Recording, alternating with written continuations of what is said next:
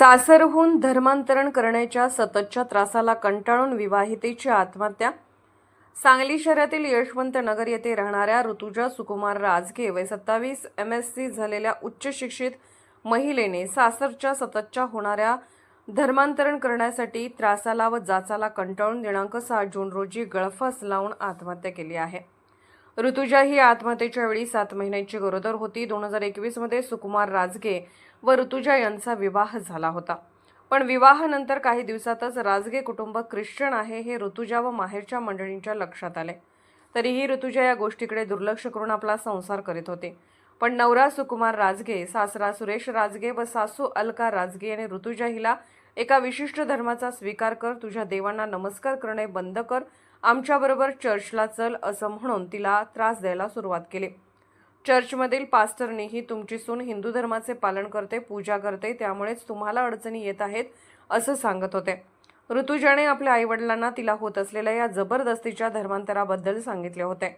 त्यांनी अनेकदा येऊन सासू व सासरे पती यांची समजूत काढण्याचा प्रयत्न केला होता. पण सासू अलका राजगे व सासरे सुरेश राजगे हे आमच्या ख्रिश्चन धर्माचे पालन करावे असा तगादा लावला होता. यात सगळ्याच त्रासाला कंटाळून ऋतुजा हिने आपल्या 7 महिन्याच्या गरोदरपणात आत्महत्या केली आहे.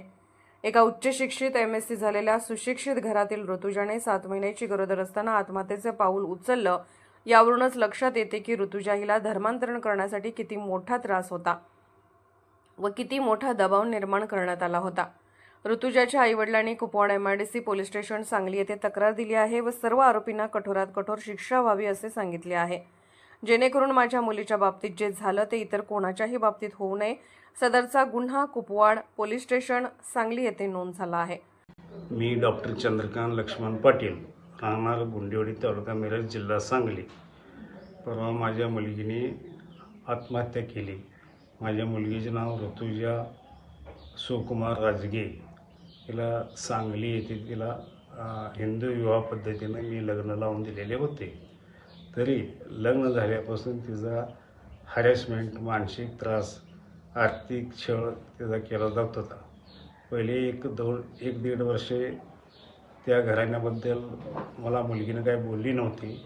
पण नंतर बोलली की ते घर ख्रिश्चनाच्या प्रवृत्तीचे, ख्रिश्चनाच्या रीतिरिवाजाप्रमाणे ते आहेत आणि ते मला फोर्स करतात की धर्म स्वीकार, आमच्या फादर सांगतोय त्या पद्धतीने तू सर्व आचरण कर.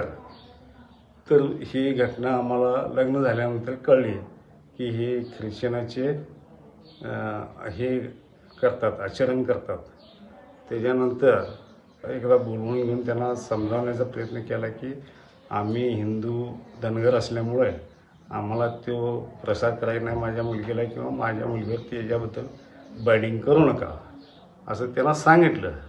तरी पण त्याने वरचीवर हॅरेसमेंट करायचं काही बंद केलं नाही आणि आम्हाला म्हणतात की आमच्या धर्मामध्ये कन्वर्ट हो अशी आमच्या मुलगीला तिने वारंवार प्रेशर दिला व त्रास दिला. त्या त्रासाला कंटाळून तिने परवा 6/6/2025 रोजी त्यांच्या घरी कुपवाड, यशवंतनगर कुपवाड येथे तिनं आत्महत्या केली. पंख्याला गळफास लावून आत्महत्या केली.